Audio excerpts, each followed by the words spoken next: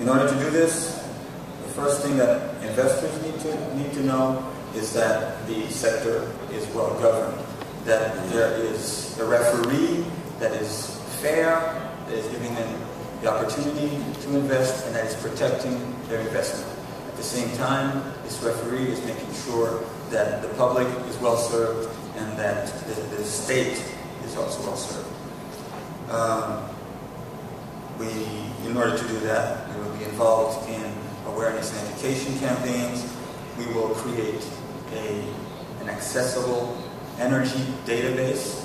Also, this is something we are currently working on, so these are also opportunities.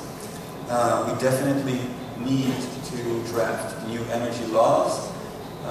There was a very interesting presentation this morning by, I think it was Mr. Ramirez. Thank you very much. Mr. Ramirez of the CME, and that it shows you how important the drafting of the laws is in order to structure the sector. However, drafting the laws is not enough to make the sector, to develop the sector, to make the actors participate, but it is a necessary first step. And we need to refine our strategy. The energy strategy exists. It needs to be refined, adapted every 2 years, every 4 years, major revisions, and there needs to be commitments by the Haitian government in order to publicize this strategy so that investors are aware of what directions the government and the state are moving towards. So, including this, the strategy is creation of new structures for the governance.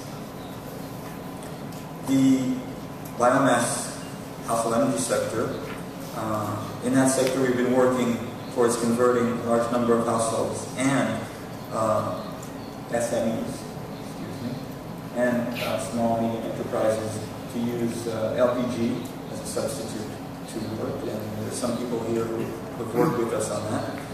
We need to promote reduction of whatever is being used in terms of wood and charcoal, utilizing improved cookware, cooking products, and develop a program especially for urban areas which are the most, which are using most of this energy. In the electricity subsector, obviously, after the dramatic earthquake last year, there needs to be a lot of repair and consolidation of existing equipment.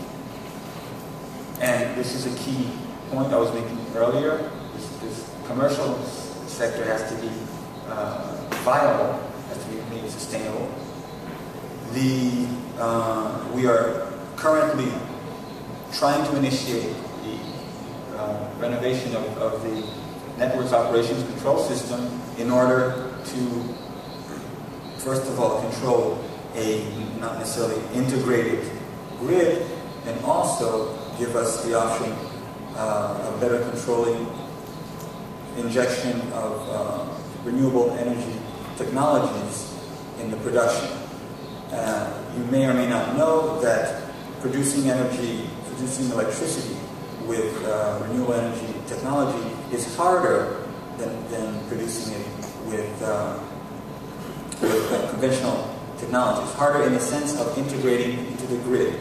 Harder in the sense that there are different parameters, different qualities of the electricity, of the operations when this happens. So it's harder to manage the integration of the newer technologies. Therefore, as we had a need to revise, to rehabilitate our network operations control, we are putting in, we're working on a system that will make it easier to integrate these technologies.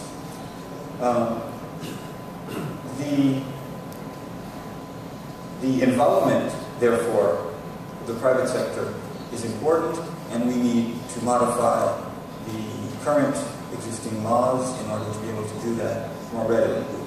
And all this because we are targeting electricity for all. It might take 10, 15, or 20 years, but it has to be our goal.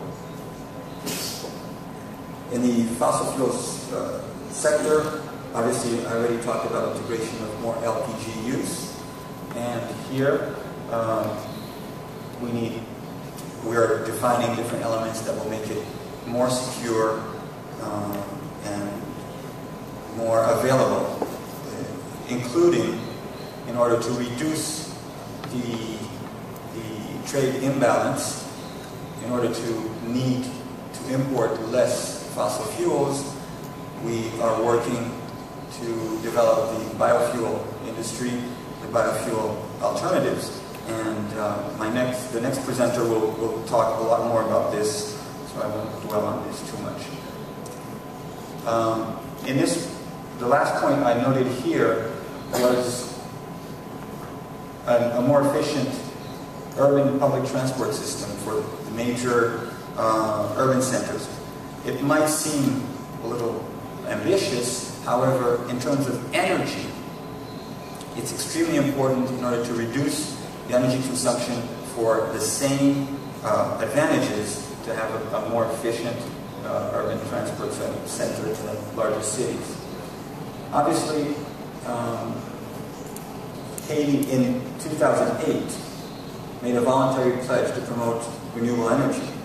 Therefore, in order for this not to simply be just talk, we have to do specific things to prepare.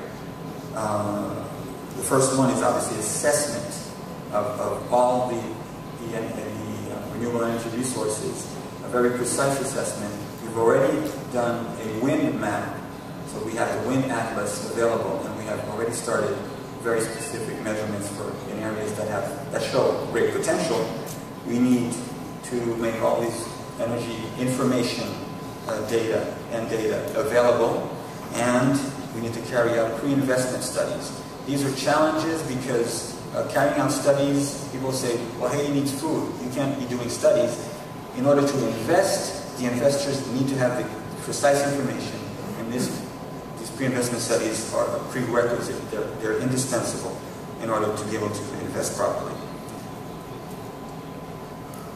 There are some issues that cover everything that I've talked about that are cross-cutting. Excuse me. The energy conservation and efficiency, environmental rehabilitation, preservation, social programs affect all the things that I've said above. We still have a lot to accomplish. Therefore, there's a lot being done. There's a lot that needs to be done. A lot in terms of involvement at the consultant level, consultant firms, involvement at the executive implementing level for execution for firms, and for investors who are interested. Obviously, we are preparing to make the frame better suited to benefit from all this by drafting new laws and making energy information available. Our future depends on energy, and the local energy in Haiti is mostly renewables. Therefore, we are working very hard to be able to promote, be able to prepare, be able to make a framework that is suitable for integration of renewable energies. Thank you for your time and your patience. If you have any questions, I'll be